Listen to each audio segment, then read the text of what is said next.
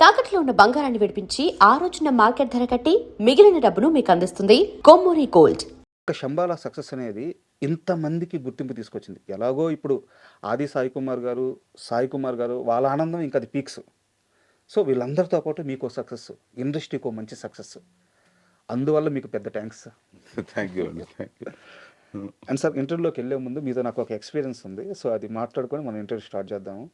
శంబాలకు సంబంధించి మీరు ప్రెస్కి ఒక షో వేశారు ట్రిపుల్ అవును, మూవీ స్టార్ట్ అయింది, అందరం కూర్చున్నాము. మూవీ స్టార్ట్ అయిన ఒక 20 నిమిషాలకో ఏమో మీరు ఆ మెట్ల దగ్గర నుంచి వచ్చి అక్కడ నిలబడ్డారు. సినిమా చూస్తున్నారు, రియాక్షన్ చూస్తున్నారు, టెన్షన్గా ఉన్నారు. మొత్తం ఫస్ట్ హాఫ్ అంతా అలా నిలబడే చూస్తున్నారు, చేతులు కట్టుకొని సినిమా అంతా అబ్జర్వ్ చేస్తూ ఉన్నారు. ఫస్ట్ హాఫ్ అయిపోయిన తర్వాత అందరూ రియాక్షన్ చూసి అప్పుడు మీరు ఊపిరి పీల్చుకున్నారు. అప్పుడు మేము కూడా వచ్చి మీతో మాట్లాడాము. ఎందుకు అంత టెన్షన్ పడ్డారు? అంటే అండి, ఇప్పుడు మూవీ అందరూ కష్టపడే చేస్తారండి. Sir, end of the day అంతా కష్టపడే, అంటే ఎవ్రీ టీమ్ ఏ మూవీ అయినా సరే అందరూ కష్టపడే చేస్తారు. చేసిన తర్వాత ఇది రిజల్ట్ లాంటిది. మనం ఏ ఎంసెట్ ఎగ్జామో లేదా నీట్ ఎగ్జామో రాసి రిజల్ట్ లాగ్ కదా అది. అండ్ అది ఫస్ట్ షో మాది. అంటే దానికి ముందు రోజు ప్రీమియర్ వేసాము. ఆ premiere more of friends, family, కొంతమంది బయట వాళ్ళు అంతా ఉన్నారు, అందరికి నచ్చింది మూవీ. కాకుంటే ఇప్పుడు ఈ ప్రెస్ కేసిన షో వచ్చి మోర్ ఆఫ్ ఎగ్జామ్ లాంటిది. అంతే. ఇప్పుడు అక్కడ నుండి వచ్చేది రిజల్ట్ బేసిక్గా. సో అంటే ఇంకొకటి ఏంటంటే ఆడియన్స్ రియాక్షన్, లైక్ అంటే ఇప్పుడు మూవీ చూసేటప్పుడు అంటే ఫోన్లు చూసుకుంటారా లేదా చూస్తున్నారా సినిమా, లేదా అంటే బేసిక్గా ఇంకోటి నేను ఏం నమ్ముతానంటే అండి, ఆడియన్స్ మూవీతో ఇంటరాక్ట్ అవుతారు. ఇంటరాక్ట్ అవ్వట్లేదు అంటే మూవీ ఎంగేజ్ అయినట్టు, లేదా ఏదో వాళ్ళు సీరియస్ గానే చూస్తూ ఉండాలి సినిమా, లేదంటే వాళ్ళు అరుస్తూ ఉంటారు థియేటర్లో. ప్రెస్ కేసినప్పుడు ఎంగేజ్ అవుతున్నారా కావట్లేదా అంటే, ఇప్పుడు మన ప్రెస్ వాళ్ళంతా కూడా కొంచెం they maintain poker face. Correct, honest గా, అంటే తప్పు కాదు, అది కరెక్ట్ కూడా. అంటే ఇప్పుడు ప్రొఫెషన్ అది బేసిక్ గా. అంటే ఇప్పుడు మనతో బాగున్నారా సార్, ఇంతవరకు బాగుంటది, బట్ వాళ్ళ మనసులో ఏముంది అనేది మనం ఈజీ కనుక్కోలేం కదా. కరెక్ట్. సో అది ఆ టెన్షన్ తో చూస్తున్నా. సూపర్. అండ్ ఈ సినిమా, ఈ జర్నీలో మీరు పడ్డ కష్టాలు, లేకుంటే మీరు అచీవ్ చేసిన ఆ పాయింట్, ఆ ఆనందాలు, ఇవన్నీ మనం మాట్లాడుకుందాం సార్. మీ జర్నీ గురించి కూడా మాట్లాడుకున్నాం. అంతకంటే ముందు సాయి కుమార్ గారు కానీ ఇండస్ట్రీకి సాయి కుమార్ గారు చేసిన ఆ సేవనొచ్చు. ఎందుకంటే 50 ఏళ్ళ ప్రయాణం అయింది. అది ఆయన పర్సనల్ సర్వీస్ అనుకోకూడదు, అది ఇండస్ట్రీకి సేవే అనుకోవాలి. అలాంటి సాయి కుమార్ గారు వాళ్ళ బాబు హిట్ కొట్టాలని చెప్పి ఎన్ని సంవత్సరాలుగా ఎదురు చూస్తున్నారో మాకు పర్సనల్గా తెలుసు. ఒక్క సక్సెస్ కోసం సాయి కుమార్ గారు ఎంత ఇబ్బంది పడుతున్నారో మాకు పర్సనల్గా తెలుసు. శంబాల సక్సెస్ తర్వాత సాయి కుమార్ గారు మీతో మాట్లాడిన మొదటి మాట ఏంటి? సాయి కుమార్ గారు మీతో మాట్లాడిన మొదటి మాట ఏంటి? ఫస్ట్ ఆఫ్ ఆల్ అండి, సాయి కుమార్కి గ్రేట్ఫుల్ ఉండాలి మేము అందరూ కూడా. ఇప్పుడు ఆది గారు పార్ట్ ఆఫ్ అవర్ టీమ్, అంటే మా మూవీ హీరో, మా హీరో అంతా. సాయి కుమార్ గారు చేసిన ప్రమోషన్ వైజ్ మమ్మల్ని మొత్తం గైడ్ చేసి తీసుకెళ్ళి అంత చేసినందుకు సాయి కుమార్ గారు.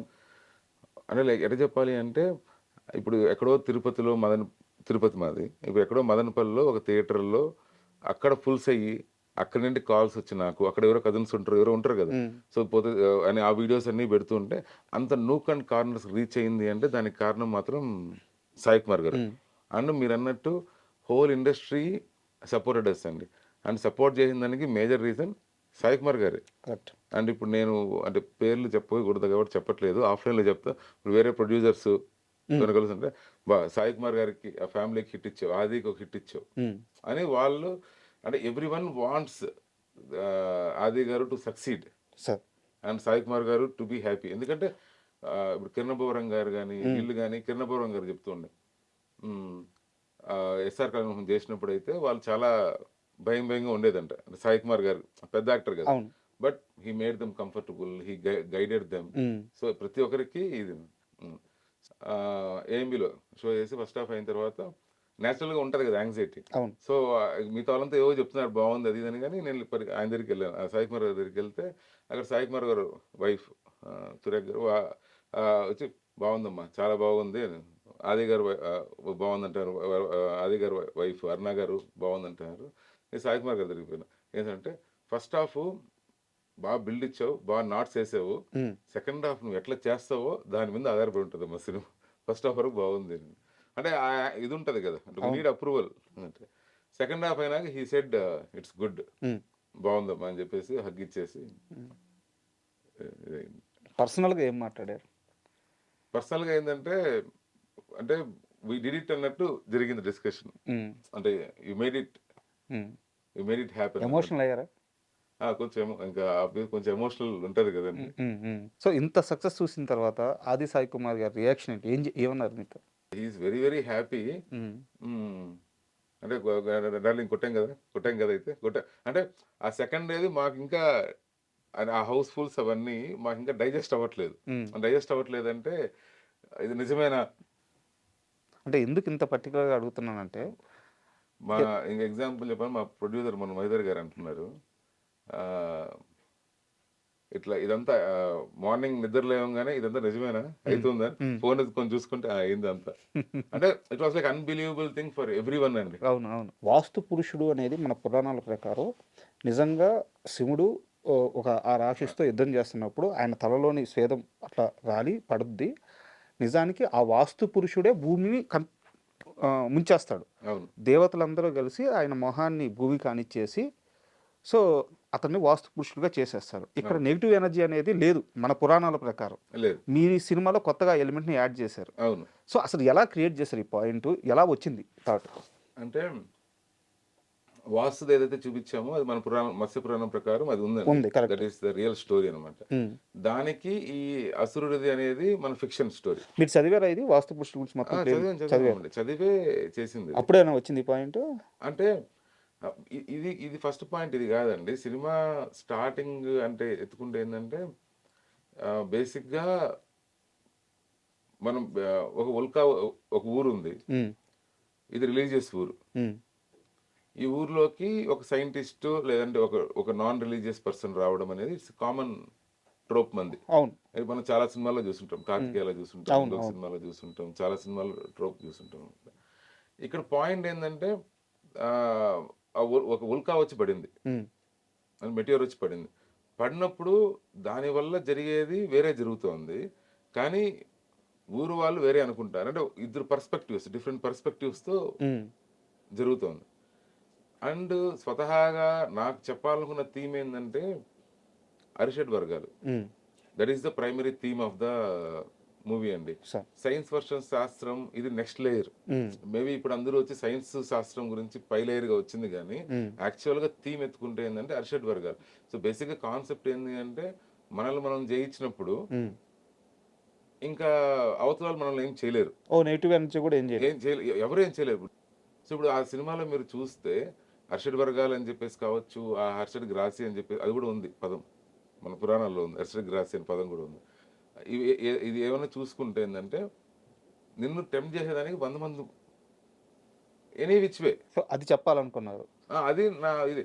సో అట్లా మనిషి వాళ్ళు గెలిస్తే బాగుంటుంది అనేది ప్రైమ్ కాన్సెప్ట్. దాని తర్వాత లేయరు సైన్స్ వర్సం శాస్త్రం అనేది. ఇప్పుడు మనం మర్రి చెట్టు ఉందండి, ప్రపంచం మొత్తంలో రావి చెట్టు, వేప చెట్టు అండ్ తులసి చెట్టు, ఈ 3 మాత్రమే మనకు 24/7 ఆక్సిజన్ ఇస్తుంది. ఇవి కాకుండా మిగతా అన్ని చెట్లు కూడా డేలో మనకు ఆక్సిజన్ ఇస్తుంది, నైట్ లో మనకు it will emit carbon dioxide in the nights అన్నమాట. ఇప్పుడు ఈ విషయాన్ని ఎప్పుడో 5,000-10,000 సంవత్సరాల క్రితము వాళ్ళు రాశారు. దాన్ని ఎట్లా కనుక్కున్నారు అంటే we don't know that. Maybe అప్పట్లో ఉన్న సూపర్ కాన్షియస్నెస్ తో దే కెన్ ఫీల్ దట్ ఎట్లా అని మనకు తెలియదు. అప్పుడు సైన్స్ లేదు, అప్పుడు సైన్స్ అనే పదం అదే అంటున్నా, సైన్స్ అనే పదం లేదు కానీ సైన్స్ ఉంది. ఇప్పుడు పాయింట్ ఏంటంటే ఎక్కడ వస్తుంది ఇష్యూ, ఎక్కడ వస్తుంది అంటే ఈ సైన్స్ అనే పదం కనుక్కునేది ఎప్పుడు ఇంగ్లీష్ లాంగ్వేజ్ వచ్చినా కనుక్కున్న పదం సైన్స్ అనేది. సో అది కనుక్కున్నప్పుడు నింటే సైన్స్ ఉంది అనేది తప్పు అంటున్నా. దానికి ముందు నింటే సైన్స్ ఉంది, గాలి ముందు నుంచి ఉంది కదా ఉంది. ఇప్పుడు ఎప్పుడో కనుక్కున్నారు ప్రాణవాయువు ఈ 3 ఉంటుంది, ఇంకేమన్నా. ఇప్పుడు ఆక్సిజన్ అనే పదం వచ్చిన తర్వాత వీళ్ళు దాన్ని సైంటిఫిక్ గా ప్రూవ్ చేసిన తర్వాత ఇప్పుడు అందరూ దాన్ని అవును కరెక్ట్ అంటారు. బట్ ఇది ఎప్పుడంటే ఉంది. అందుకు ఇప్పుడు మర్రి చెట్టు ఉంది, నైట్ లో కార్బన్ డైఆక్సైడ్ ఇస్తుంది, కానీ మర్రి చెట్టు దాని ఓడలు అంతా లైక్ హ్యూజ్ కాబట్టి it emits huge carbon dioxide in the nights అనమాట. అందుకని ఏం చేశారు, ఊర్లో అంతా దానికి పడుకుంటాము కూర్చుంటామని జరుగుతూ ఉంటాయి కదా. సో మర్రి చెట్టుని దెయ్యంతో ఒక ఆపాదించేసాం. అంటే బేసిక్గా నువ్వు సినిమా కూడా చూసినా ఎక్కడ చూసినా మనము దెయ్యం సినిమా చూసినా సరే చెట్టు చూపిస్తాం, మర్రి చెట్టు చూపిస్తారు. చూపించగానే మనకు దయ్యం అనే ఒక ఫీల్ క్రియేట్ చేస్తారు. కానీ రియాలిటీ ఏంది అంటే మర్రి చెట్టుకు మీరు పడుకున్నారు అంటే నైట్ అది ఎమిట్ చేసే కార్బన్ డైఆక్సైడ్ వల్ల ఎంత పట్టేస్తుంది. మీకు ఎప్పుడైతే ఆక్సిజన్ అందదో మీకు ఇది హెవీ అవుతుంది, అంతే. సో పట్టేస్తుంది. సో అందుకని మీరు ఊర్లో చూస్తే వేరే దాని కింద ఉంటే ఎవరు పైన వచ్చి కూర్చున్నట్టుంది, పైన ఎవరు కూర్చోట్లేదు. ఈ కార్బన్ డైఆక్సైడ్ రావడం వల్ల ఇది అవ్వడం వల్ల ఇది అవుతుంది. ఇప్పుడు వచ్చి ఈ ఆక్సిజన్, కార్బన్ డైఆక్సైడ్, ప్రాణవాయువు అని చెప్తే ఎవరు వినరు మాట. అప్పట్లో అసలు ఎవరు వినరు, అసలు వినరు ఎవరు మాట. దానికి సింపుల్ గానే అక్కడ ఉంటే దెయ్యం రా అన్నారు, వేప చెట్టు దేవుడు రా అయిపోయింది, క్లోజ్. ఇంకా అందుకే తులసి చెట్టు ఇంట్లో ఉంటది, రావి చెట్టు టెంపుల్లో ఉంటది, వేప చెట్టు మన పొలాల్లో, ఇంట్లో అన్నిట్లో ఎక్కువ ఉంటది మనకు. సో అట్లా మన దాంట్లో ప్రతిదాన్ని నేరుగా చెప్తే వినరు కాబట్టి దానికి ఏదో జోడించి ఇప్పుడు గోర్లు కట్ చేయడం కావచ్చు, దానికి కాలు కడుక్కోవడం కావచ్చు. ఎందుకు బేసిక్ గా మన దాంట్లో ఉన్న కాన్సెప్ట్ ఏంటంటే, సనాతన ధర్మంలో కాన్సెప్ట్ ఏంటంటే ప్రతిదాన్ని క్వశ్చన్ చేయొచ్చు, మీరు ఏదైనా క్వశ్చన్ చేయొచ్చు. కానీ ఏదైనా నువ్వు క్వశ్చన్ చేసి దాని ఆన్సర్ కనుక్కో, లేదా దాన్ని బ్లైండ్ గా ఫాలో, చాయిస్ నీది. నువ్వు క్వశ్చన్ చేయాలనుకున్నావా, దాన్ని క్వశ్చన్ చేస్తే నీకు ఇంకో ఆన్సర్ వస్తుంది, మళ్ళీ ఇంకో క్వశ్చన్ వస్తుంది. అట్లా డీప్ వరకు నువ్వు ఫాలో అవుతూ ఉంటే నీకు ఎక్కడో ఆన్సర్ వస్తుంది. ఇప్పుడు మనము మీరు విన్నారో లేదో, ఊర్లో వచ్చేసి బకెట్లో వాటర్, అంటే మనం ఇప్పుడు షవర్లో వచ్చేసాయి కానీ అప్పుడు బకెట్స్లో మనం మగ్తో తీసుకునేటప్పుడు అడుగును తీసుకోవద్దంటారు. అవును, అడుగు నీళ్ళు పోసుకోవద్దంటారు. ఎందుకురా అంటే నీకు కట్నం రాదురా అంటారు. కట్నం రే అడుగు నీళ్ళు పోసుకుంటే అత్తగారు కట్నం మీరు అంటారు. చిన్నప్పుడు అందరూ మా నాన్నమ్మ వాళ్ళు వీళ్ళు చెప్పేది, రే మాది నెల్లూరులే, మాకు తెలుసా రేపొద్దున రాదురా నీ కట్నము అది ఇది అని చెప్పేది అనమాట. అనేది అందరూ దాని గురించి పోసుకోరు అనమాట. కానీ యాక్చువల్గా అప్పట్లో ఏంది, వాటర్ పెద్ద ఎక్కడో ఒక స్టోరేజ్ ఉంటుంది, అక్కడ వాటర్ తీసి దీంట్లో పోస్తారు ఈ బకెట్లోకి. సో పోసినప్పుడు ఆ వాటర్ దాంట్లో మట్టి అంతా కూడా కింద అడుగు ఫామ్ అవుతుంది. సో అది రే అడుగు ఫామ్ అవుతుందిరా, ఇది చేయదురా అంటే ఎండరు మాట. అందుకని అత్తగారు కట్నం ఏంటంటే వింటారు మాట. ఇట్లా ప్రతిదానికి ఏదో ఒక లింక్ ఉంది. ఇప్పుడు వీటిలో కొన్ని అబ్సల్యూట్ అయిపోతాయి ఆటోమేటిక్గా. అంటే ఇప్పుడు మనం టైం ఇదయ్యేటప్పటికి అబ్సల్యూట్ అవుతుంది. అబ్సల్యూట్ అయిన దాన్ని వదిలేయాలి. అబ్సల్యూట్ అయిన దాన్ని అట్లే పెట్టుకున్నామంటే అది మూఢనమ్మకం అవుతుంది. కరెక్ట్. సో మనం ఏం చేస్తామంటే ఇంత డిఫరెన్షియేషన్ పెట్టుకోమన్నమాట. శాస్త్రం ఎంత మూఢనమ్మకాలు. మనం ఓన్లీ బొట్టు పెట్టుకుంటాం కదా, దానికి చాలా ఉంది బ్యాక్ ఎండ్. చెప్తే అదే టాపిక్ అయిపోద్ది, ఆపేస్తాను. సో ఇంత ఎలా చదివారు అంటే ఇంకా రీసెర్చ్ చేసామండి. ఇంకా అంటే బేసిక్ స్వతహాగానే కొంచెం హిస్టరీ ఎక్కువ చదువుతూ ఉంటాను. హిస్టరీ ప్లస్ ఈ శాస్త్రాలు ఇవన్నీ ఎక్కువ చదువుతూ ఉంటాను. సో ఇంకా అది ఈ రోజుది కాదనమాట. సినిమా కోసం కొత్తగా మీరు చేయలేదు, బై డిఫాల్ట్ మీకు ఆ ఇంట్రెస్ట్ ఉంది. ఆ ఇంట్రెస్ట్ ఉంది అండ్ ఇవన్నీ తెలుసు అనమాట. అంటే ఇవన్నీ ఎప్పుడంటే ఒక 10-15 years నుంచి చదువుతూనే ఉంటాం కదా హిస్టరీ. ఇప్పుడు హిట్లర్ అని, ఇంకోటి అని, ఇప్పుడు శంబాలా ప్లేస్ ఉంది. ఇది నాకు అంటే నాకు ఆల్మోస్ట్ 10-12 years బ్యాక్ తెలుసు ఈ శంబాలా అనే ప్లేస్ ఉంది. ఓకే, హిమాలయాల దగ్గర ఉండొచ్చు, ఇట్స్ ఎ మిత్. మన హిందూయిజం ప్రకారం కానీ బుద్ధిజం ప్రకారం కానీ ఒక ప్లేస్ ఉంది. ఆ ప్లేస్కి వెళ్ళాలని చెప్పేసి అలెగ్జాండర్ ట్రై చేసినాడు, హిట్లరు ట్రై చేసినాడు ఆ ప్లేస్కి వెళ్ళాలని. ఇప్పుడు అంటే ఇవన్నీ ఎన్ని నిజాలు ఎన్ని అబద్ధాలు అంటే బుక్సే కదండి ఇవన్నీ. నాలెడ్జ్ అంతా ఎట్లా వస్తుంది, బుక్స్ వస్తుంది. ఇప్పుడు అప్పట్లో అలెగ్జాండర్, హిట్లర్ వీళ్ళు అంటే అక్కడ సూపర్ పవర్స్ ఉన్నాయని చెప్పేసి పంపించడం, World War II టైం, ఆ టైం దీంట్లో. సో ఇవన్నీ ఒక 10 years బ్యాకే తెలుసు, అంటే శంబాలా అనే ప్లేస్ ఉంది ఇది అని. బట్ ఆ కాన్సెప్ట్ మనకు అర్థమయ్యేదానికి కొంచెం టైం పట్టింది. అసలు శంబాలా, ఇప్పుడు అందరూ శంబాలా అనేది ఒక ప్లేస్ అంటారు, కానీ నేనేమంటాను ఇట్స్ ఎ కాన్సెప్ట్ అంట.